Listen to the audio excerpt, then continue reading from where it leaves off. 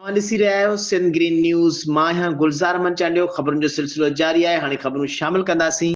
Report कर रहियो आहे अकबर तिलवाणी। सिंधी शागिर्द तहरीक तरफ़ां झम्पीर शहर में टेक्निकल कॉलेज क़ाइमु करे बंदि पयल स्कूल खोलराए लाइब्रेरी ऐं रांदि जा मैदान क़ाइमु करण समेत निसाबी किताबनि जे खोट खे ख़तमु करे तालीम दुश्मन पॉलिसियुनि ख़िलाफ़ हिकु एहतिजाजी मुज़ाहिरो झम्पीर शहर में सिंधी शागिर्द तहरीक जे मर्कज़ी जनरल सेक्रेटरी अली रज़ा जलबाणी, ज़िले ठटे जे सदर ग़ुलाम अली सौर, अली अकबर लाचारी, मुमताज़ चांग, अवामी तहरीक ज़िले ठटे जे जनरल सेक्रेटरी शाह मोहम्मद चांग, सदाम चांग जी अॻुवाणी में कंदे चयो त सिंध जे तालीम खे हिकु मुनज़िम साज़िश तहत तबाह ऐं बर्बाद कयो पियो वञे।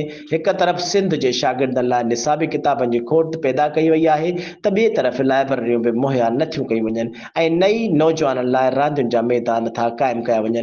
हुननि चयो त स्कूलनि खे ग़ैर फ़ाल बणाए सिंध जे रोशन मुस्तक़बिल खे हिकु वॾी साज़िश तहत तबाह करण जी कोशिश कई पई वञे।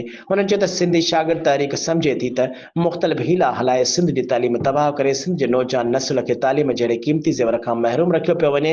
हुननि घुर कई त झम्पीर शहर जे नौजवाननि ऐं शागिर्दनि खे जी सिख्या लाइ टेक्निकल कॉलेज क़ाइमु करे नौजवाननि खे जदीद टेक्नोलॉजी जी सिख्या ॾेई मक़ामी विंड पावर प्रोजेक्टनि ऐं ॿियनि कंपनियुनि में मक़ामी माण्हुनि खे मुलाज़िमतूं ॾेई बंदि पियल स्कूल फ़ाल करे शागिर्दनि जो मुस्तक़बिल बचायो वञे। हुननि चयो त 30,000 खां वधीक आबादी रखंदड़ झम्पीर शहर में बजट हुजण बावजूदि बि अफ़सोस जी ॻाल्हि आहे जो पब्लिक लाइब्रेरी ऐं रांदियुनि जे मैदान जो को बि वजूदु न आहे। हुननि चयो त झम्पीर शहर में पब्लिक लाइब्रेरी ऐं रांदि जो मैदान क़ाइमु करे ठटे ज़िले में हिकु जनरल यूनिवर्सिटी क़ाइमु करे आसपास जे ॻोठनि ऐं शहरनि जे शागिर्दनि लाइ सहूलियतूं पैदा कयूं।